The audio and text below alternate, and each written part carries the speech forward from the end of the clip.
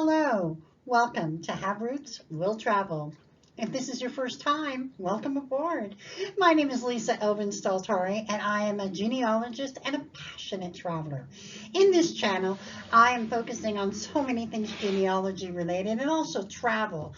But in this special series, I've been focusing, it's become a passion, on the Filles du Roi, the King's Daughters. I am a descendant of the King's Daughters, and I intend on doing all 700 plus of them. So stay tuned. I do have a website called Have Roots Will Travel and Facebook and Twitter. If there are any kind of comments or questions, or if you'd like me to feature one of your Filles du Roi, please in the comments below, or email me at lisa@haverootswilltravel.com. I'm usually pretty good about responding, and I really appreciate the feedback. So with that being said, let's get started. Those of you who are regular viewers know that I produced a video called Le Filles du Roi Program 2.0. And in that program, in that video, I talk about the program and how it got started, how it ran from 1663, started by the intendant Chateau, all the way up to 1671 or so, 1672. And I urge you to have a look at it in case you're wondering about all the ins and outs and all of that stuff. That is really your first point of reference to understanding why it was needed and how it kind of worked out.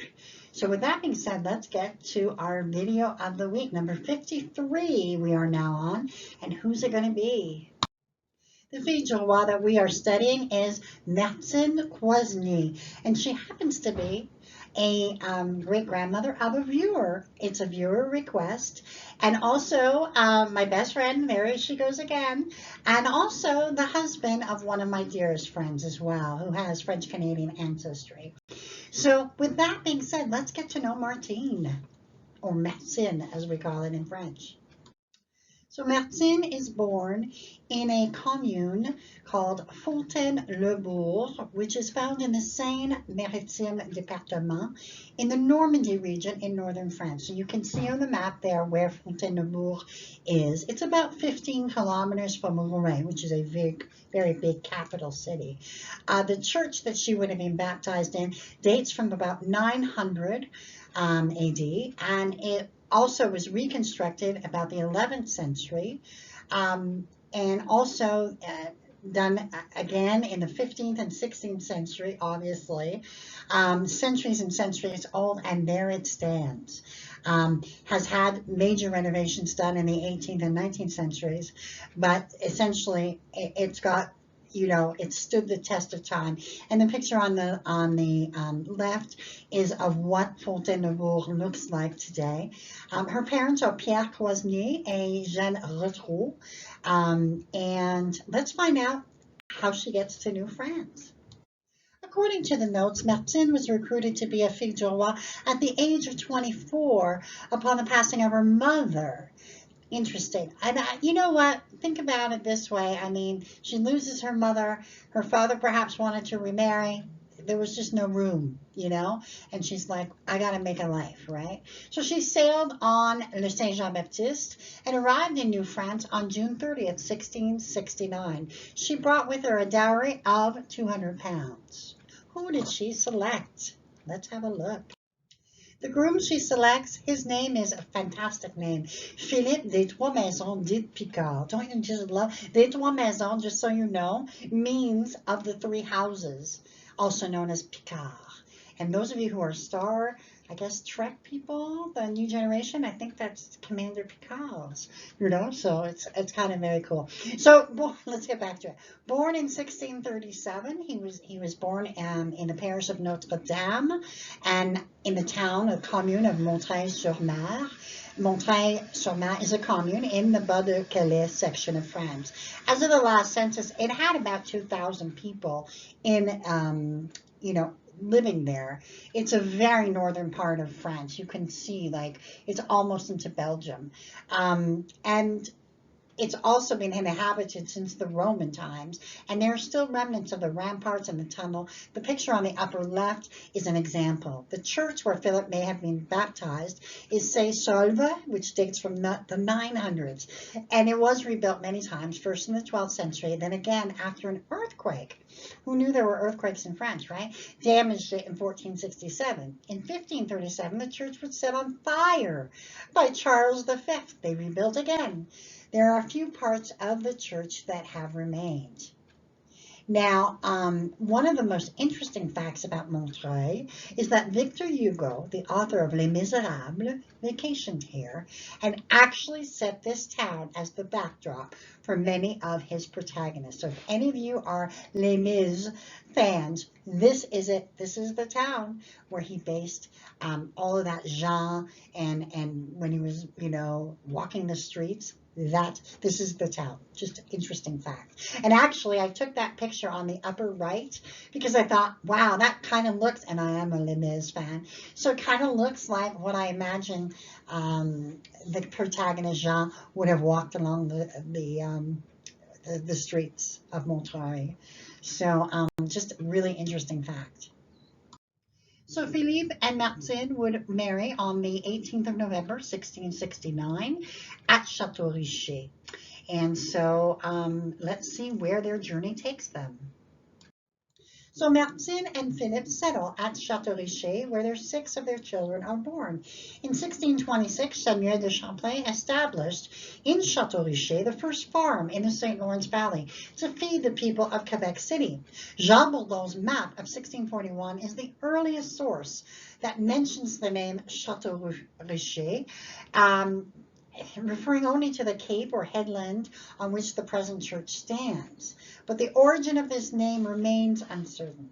So by 1646, Olivier Le Tardif, Lord and Chief Prosecutor, granted 20 concessions to the inhabitants of Chateau Richer so that they could officially establish themselves properly. And by 1678, the local parish was formed, and it was named La Visitation de Notre-Dame. By the way, in 1753, Chateau Richer became the very first organized village of New France. It was really the first rural parish in New France, and many of the oldest families in Quebec first settled there. Even today, a fairly large segment of the town's population can be traced back to those pioneer families. The town stretches for several miles along Route 138. The road, which was originally known as the King's Road, Chemin du Roi, and was later renamed Avenue Royale, is among the first ones to be built in North America. So I think this is a really amazing place. You can see Chateau Richer here on the map. This is the welcoming sign. This is one of the oldest houses that is there. There's so much history in Chateau Richer. I would urge you to visit for certain. So the family then moves to L'Islet, and Islet Saint-Jean Seigneurie was granted on May 17th, 1677 to Geneviève Couillard, who was then 16 years old. She was born in New France on October 24, 1660, and she is the daughter of the Sire Louis Couillard and Geneviève Desprez, and the granddaughter of Guillaume Couillard and Marie Guillemette Hébert. Now, if you're really a francophone, you'll know that the Couillards and the Héberts are the pioneer family, especially the Héberts, because the marriage of Guillaume Couillard and Marie Guillemette Hébert, which was celebrated in 1621, is considered the first French marriage in Quebec. So that's like how deep the roots are in this. So you can see where Islet is. It really is north of Montmagny. So it's really getting farther up north. They obviously had more land and more possibilities for them at that time. No matter where they lived, you can tell that they were busy making a family. They had 12 children. So let's get started. Angélique married Alphonse Morel de Valcourt and had 4 children, 2 of whom reached adulthood.